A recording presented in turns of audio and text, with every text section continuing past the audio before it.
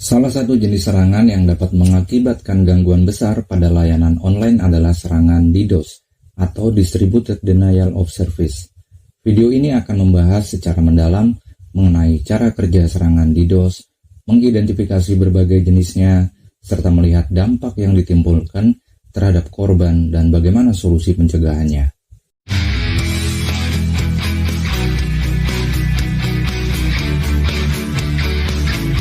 Assalamualaikum warahmatullahi wabarakatuh. Selamat datang kembali di channel Teguh Muryanto. Sahabat semuanya, apa itu serangan DDoS? Serangan DDoS adalah serangan cyber di mana pelaku berusaha untuk membuat layanan atau situs web menjadi tidak tersedia bagi pengguna yang sah dengan cara mengalirkan lalu lintas internet yang sangat besar ke dalam target. Serangan ini dilakukan dengan menggunakan jaringan komputer yang terinfeksi atau dikendalikan secara eksternal yang dikenal sebagai botnet. Botnet terdiri dari banyak perangkat yang dikendalikan oleh pelaku dan seringkali tanpa pengetahuan pemilik perangkat tersebut. Bagaimanakah cara kerja dari serangan DDoS? Yang pertama, pemersatu botnet. Pelaku serangan DDoS biasanya mencari perangkat yang rentan di seluruh dunia, seperti komputer atau perangkat Internet of Things. Mereka menginfeksi perangkat ini dengan malware yang memungkinkan mereka mengendalikan perangkat dari jarak jauh. Yang kedua, koordinasi serangan. Setelah pelaku memiliki sejumlah besar perangkat yang terinfeksi, mereka akan mengkoordinasikan serangan. Pada saat yang telah ditentukan, semua perangkat dalam botnet mulai mengirimkan lalu lintas ke dalam target secara bersamaan. Yang ketiga, mengalirkan lalu lintas berlebih. Lalu lintas internet yang terkumpul dari perangkat dalam botnet sangat besar, melebihi kapasitas normal yang dapat ditangani oleh target. Hal ini akan menyebabkan layanan menjadi tidak responsif atau bahkan kehilangan konektivitas penuhnya. Jenis-jenis serangan DDoS. Yang pertama, serangan lapisan jaringan atau network layer. Dalam serangan ini, pelaku mengalirkan lalu lintas besar ke target dengan tujuan membanjiri jaringan dan menghabiskan sumber daya yang tersedia. Contoh teknik serangan ini termasuk serangan flooding dan smart attack. Yang kedua, serangan lapisan aplikasi atau application layer. Jenis serangan ini lebih bertujuan untuk membanjiri aplikasi atau layanan yang berjalan di atas infrastruktur. Pelaku akan mengirimkan permintaan yang akan merusak ke server, menyebabkan sumber daya habis, dan menghambat akses pengguna yang sah. Yang ketiga, serangan refleksi atau reflection attacks. Pelaku akan memanfaatkan protokol yang dapat memantulkan lalu lintas, seperti DNS atau NTP, untuk mengalihkan serangan ke target yang diinginkan. Dengan memanfaatkan pelaporan yang berlebihan, serangan ini dapat meningkatkan intensitasnya. Apa sajakah dampak dari serangan DDoS? Yang pertama, gangguan layanan. Serangan DDoS dapat mengakibatkan layanan menjadi tidak tersedia, yang dapat mengganggu bisnis, layanan publik, dan infrastruktur penting lainnya. Yang kedua, hilangnya pendapatan. Situs web dan layanan online yang tidak dapat diakses oleh pelanggan dapat mengakibatkan kerugian pendapatan dan juga reputasi. Yang ketiga, biaya operasional tambahan. Korban dari serangan DDoS seringkali harus menghabiskan waktu dan sumber daya untuk mengatasi dampak serangan, termasuk upaya pemulihan dan peningkatan keamanannya.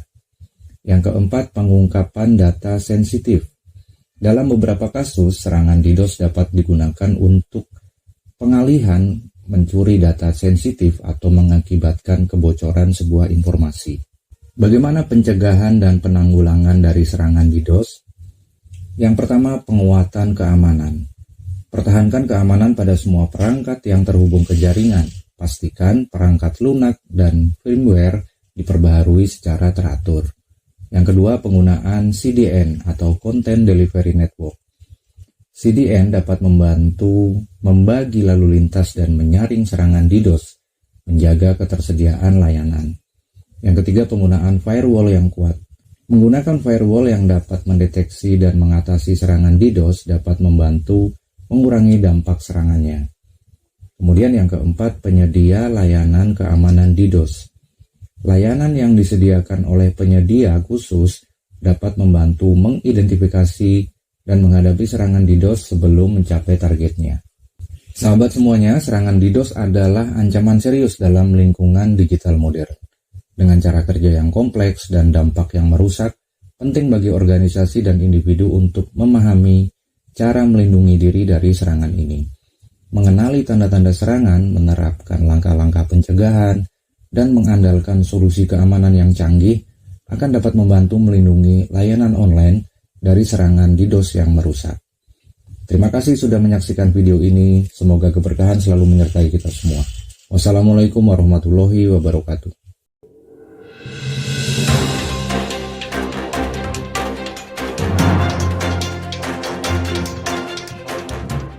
Pernikahan adalah momen yang penuh kebahagiaan dan diharapkan banyak membawa kebaikan. Namun, tidak semua orang memiliki niat baik dalam momen bahagia ini. Penipuan undangan pernikahan yang dibagikan di media sosial seperti WhatsApp adalah salah satu contoh kejahatan siber yang sering terjadi di era digital ini. Penipuan seperti ini biasanya dilakukan dengan mengirimkan undangan pernikahan palsu melalui file aplikasi Android berupa undangan pernikahan .apk yang seolah-olah terlihat meyakinkan. Maka dari itu, sebagai tim analisis malware BSSN, kami akan memberikan demo analisis dan modifikasi terhadap malware undangan pernikahan .apk tersebut. Dalam demo ini, kami akan membahas bagaimana cara kerja malware undangan pernikahan .apk, termasuk bagaimana ia memperoleh akses ke perangkat pengguna dan mencuri akses ke perangkat pribadi. Dengan demikian, diharapkan masyarakat dapat lebih waspada dan terhindar dari ancaman khususnya kejahatan siber di era digital yang makin kompleks. Setelah pengguna mengizinkan akses aplikasi untuk mengirim dan menerima SMS, muncul tampilan undangan pernikahan dari Romeo dan Juliet seperti terlihat dalam video ini. Tim analisis malware BSSN telah melakukan decompile aplikasi undangan pernikahan.apk menggunakan APK Tool versi 2.70. APK Tool adalah alat open source yang digunakan untuk menganalisis dan memodifikasi berkas aplikasi Android APK. Dalam proses decompile ini, tim kami berhasil membuka berkas undangan pernikahan.apk dan memecahkan kode yang ada di dalamnya. Dalam proses decompile, tim kami memeriksa dan menganalisis semua komponen aplikasi seperti aktivitas, layanan, penerima, dan penyedia konten. Dengan menggunakan APK Tool, kami dapat mengubah kode dalam berkas APK tersebut sehingga dapat terlihat bagaimana cara kerja malware tersebut. Tim kami juga menemukan beberapa kode yang mencurigakan dan bisa digunakan untuk mengakses informasi pribadi pengguna seperti membaca dan mengirim SMS yang masuk.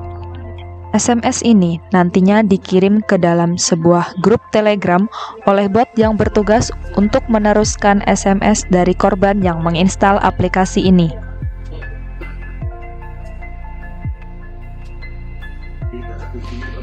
Selanjutnya, tim telah melakukan modifikasi APK malware tersebut dengan melakukan perubahan Telegram bot guna mengetahui aktivitas yang dilakukan APK tersebut ketika sudah terinfeksi pada perangkat korban.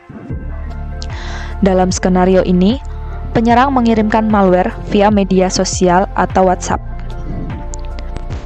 Ketika korban menginstal aplikasi undangan pernikahan.apk dan mengizinkan aplikasi tersebut membaca dan menerima SMS, muncul notifikasi dari grup Telegram yang di dalamnya terdapat Telegram bot milik tim analisis malware BSSN. Informasi tersebut adalah informasi merek dan ID perangkat korban.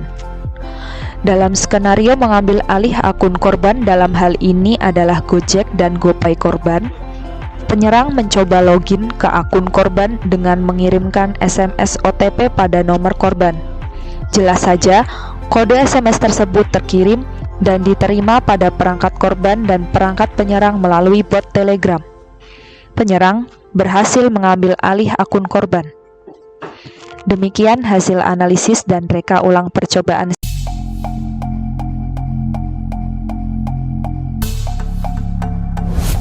Halo guys, video sebelumnya kita udah belajar tentang brute force dan spidering. Dua hal tersebut merupakan metode-metode yang sering digunakan untuk meretas sebuah password. Nah, masih berhubungan dengan password, kali ini kita akan belajar tentang phishing. Ya, phishing. Apa itu phishing? Jika kamu berpikir kata phishing berhubungan dengan kata phishing yang artinya memancing, sayangnya kamu benar guys. Sebelum mengulas lebih dalam tentang apa itu phishing, karena channel ini masih newbie alias pemula, yuk subscribe channel ini supaya kamu gak ketinggalan video terbaru dari segmen Hidden Informa yang hanya di channel Hendrik Pradiska. Mantap gak tuh?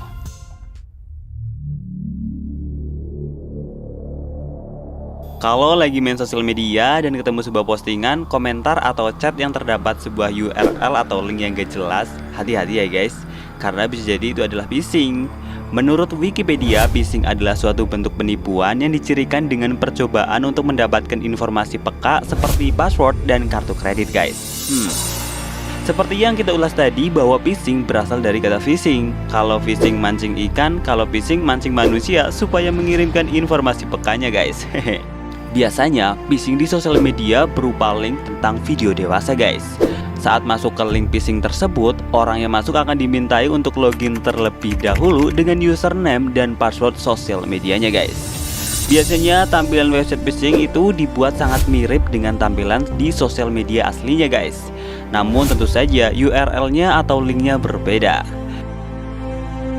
Di balik website palsu tersebut ada sebuah program, di mana program itu akan mengumpulkan informasi yang diinput oleh orang yang masuk ke dalam phishing, yang kemudian akan dikirimkan ke media yang disediakan oleh phishinger guys. Sehingga phishinger dapat melihat informasi berupa username dan password kalian guys.